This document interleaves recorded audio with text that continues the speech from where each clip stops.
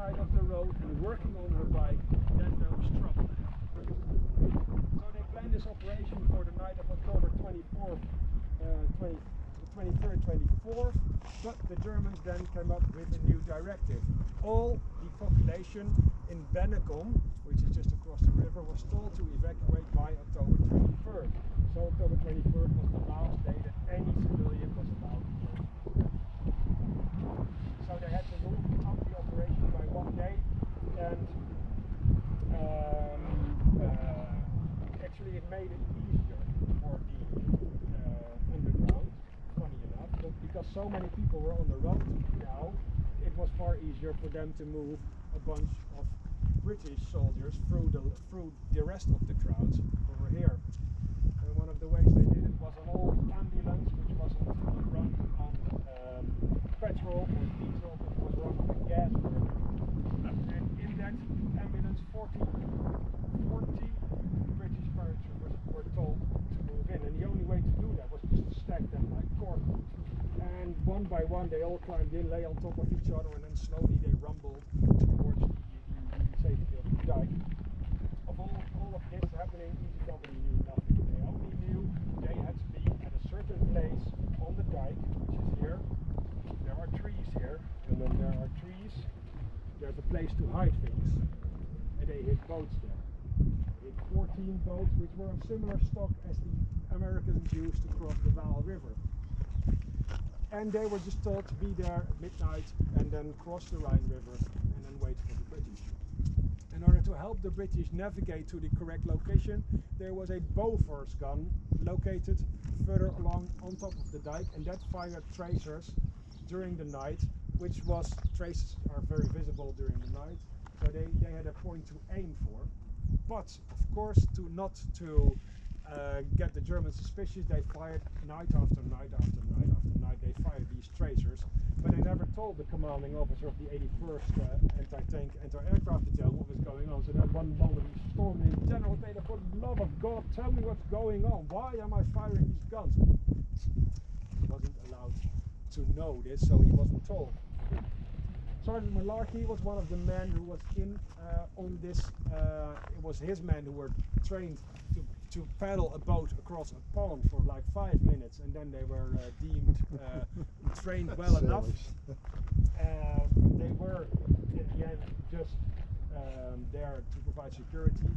There were Canadian engineers on the boats who were manning them and who were to row them across.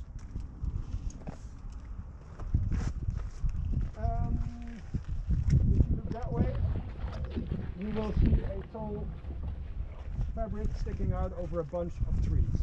Fabric means a industrial building. So the factory building, that's the word I'm looking for. And then there you see some trees.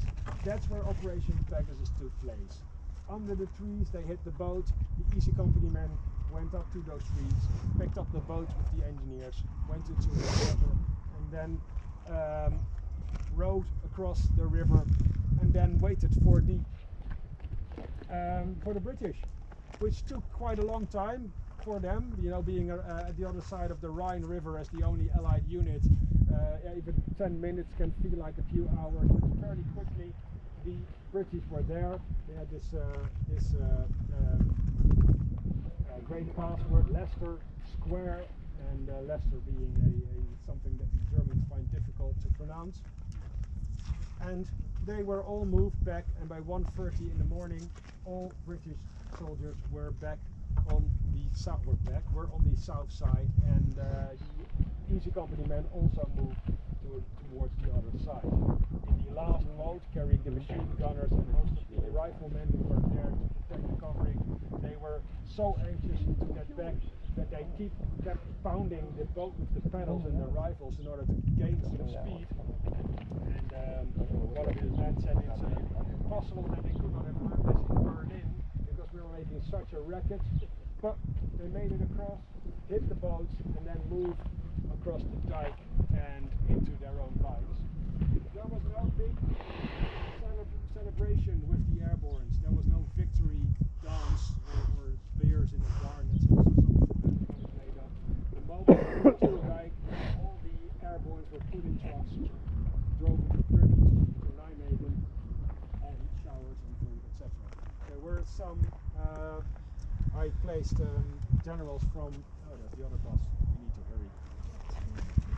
Sorry. So there were a number of generals, General Lavery and Colonel Dobie, who were going to visit the command post of the 506, but then they saw how much damage the German artillery did to that building, so they decided, well, let's just go to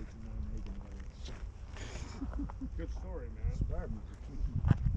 Operation Pegasus. Well, we should be going so that we don't block all.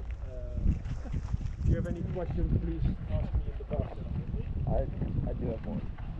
Okay, so and this is not directly related, but my best friend, his grandfather, immigrated to Canada after the war, and he was part of the Dutch underground resistance. And he had told me that his grandfather had met some Canadians over here that he ended up being friends with, and he ended up traveling back with them, both my grandfather and his wife, and then they moved to Canada with Canadians. Where would Canadians have been during this time? Because you mentioned the Canadian engineers at one point. The other side of the river with the British. Okay. Well, the Canadian Army was at that point fighting to open the port of Antwerp. Okay. So the main Canadian Army would have been all the way near Antwerp. Okay. That hell city that you drove through with the bus. Oh, right, yesterday. Okay, so maybe that's where he would have been. But yeah, I was just worried because he had told me that his grandfather's actually still alive. He's 96. Wow. And he had always told my buddy about how he was part of the Dutch underground resistance and how he's from Holland. So I always found that interesting. But there were Canadian engineers who helped with the escape of the 1st Airborne on September the 25th, and then later on they were used again. So there were engineer units that were all around us. Gotcha. But the main Canadian Army was at that moment in a desperate struggle to open Antwerp Harbor. So. Gotcha. Makes sense. Yeah. You talked about a factory The factory is just down here. Just follow this road and then on the left. That was where the Crossroads ones were? For the Germans. No. When they rescued yeah, now we moved a bit, but there's some trees. way across there. Yeah, a bit across the field, not the high ones on the high ground.